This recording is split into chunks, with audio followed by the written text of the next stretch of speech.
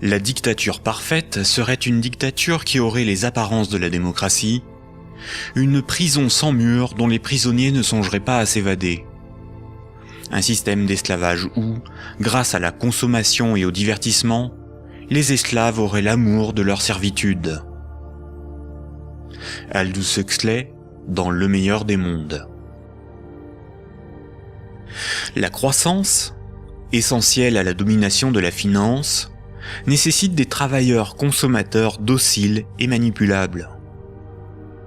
La télévision les divertit par les jeux, les séries, le voyeurisme de la télé-réalité et un flot d'informations brutes, sans aucune analyse, ne jouant que sur la force des images, l'émotionnel et les peurs primaires. On y fait l'apologie de l'oligarchie, des idoles, du consumérisme, de la légèreté, du sexe et de la bêtise. Consommer, c'est être libre et heureux, réfléchir est futile et ennuyeux. Le vocabulaire est réduit, le sens des mots dévoyé, de sorte qu'il n'est plus possible de penser la réalité. L'éducation est réduite à une forme de conditionnement à la servitude et d'insertion professionnelle. Un individu inculte n'a qu'un horizon de pensée limité, et plus sa pensée est bornée à des préoccupations futiles, moins il peut se révolter. La destruction des États-nations, de la cellule familiale, la négation des identités culturelles, religieuses et sexuelles, sont les moyens de supprimer tous leurs repères aux individus.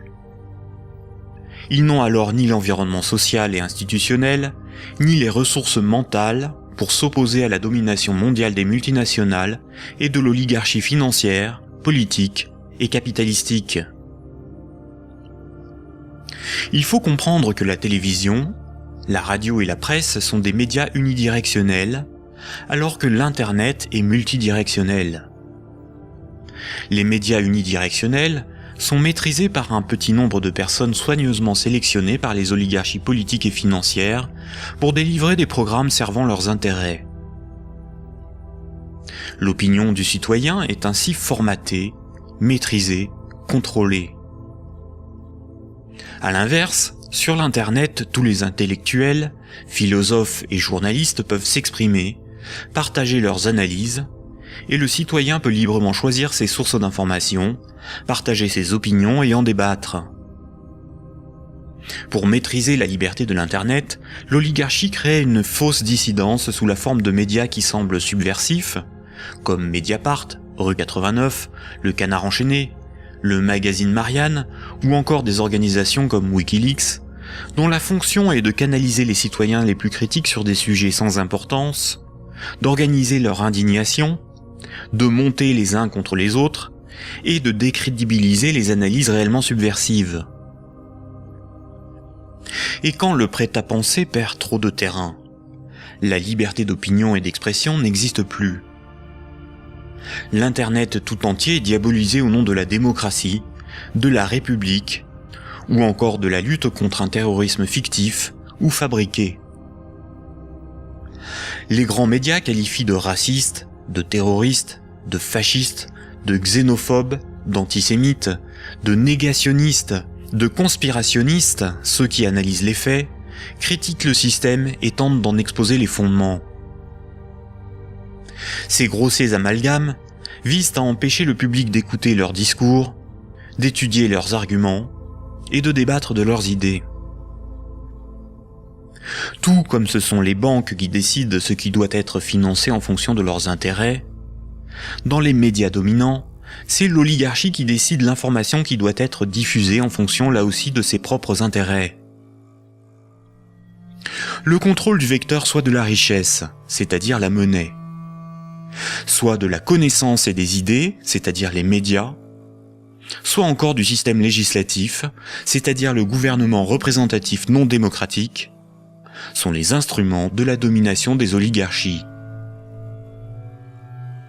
Dès lors, il ne faut pas tomber dans la provocation, l'extrémisme ou la violence. La violence et la provocation sont ce que le système attend pour justifier la censure, le contrôle d'Internet et la mise en place d'un État policier. Il ne faut pas non plus dépenser son énergie sur des détails. Il faut au contraire remettre en cause les fondamentaux sur lesquels repose ce système de domination. Tous les mouvements progressistes, sociaux ou alternatifs, quelle que soit leur forme, associations, partis politiques, ONG, et quelle que soit leur cause, devraient faire la promotion de 3 changements décisifs pour le monde de demain. Premier point.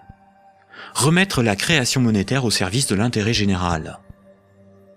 Tant que ce sont les banques qui décident de ce qui mérite d'être ou de ne pas être financé en fonction de leurs propres intérêts, le pouvoir politique et le libéralisme ne sont qu'illusions. Les banques ne sont pas là pour faire du social ou de l'investissement. Elles sont là pour faire des profits en prenant le moins de risques possible. Deuxième point. La création monétaire par le crédit à intérêt et la destruction monétaire lors du remboursement des crédits forment un système pyramidal obligeant l'humanité à détruire la planète pour le seul profit de la finance. Nous devons mettre en place un système monétaire permettant d'adapter notre niveau de vie aux ressources de la planète et garantir ainsi un environnement viable aux générations futures. Troisième point, instaurer un système politique réellement démocratique. Seule une véritable démocratie permettra de garantir que les 2 premiers points sont durablement défendus. Contrairement à ce que les élites veulent nous faire croire, des peuples éclairés sont tout à fait à même d'établir une politique qui défend leurs propres intérêts et les intérêts des générations futures. Ces 3 points sont intimement liés. Sans une monnaie réellement publique, le lobby bancaire aura toujours la capacité de faire plier les gouvernements et changer les institutions. Un régime réellement démocratique, où c'est le peuple qui vote lui-même les lois, permet à la nation de s'opposer à toute privatisation de la monnaie et est la garante du maintien de la finance au service de l'intérêt général. Une création monétaire publique et l'instauration d'une véritable démocratie sont indissociables, car l'un est le garant de l'autre.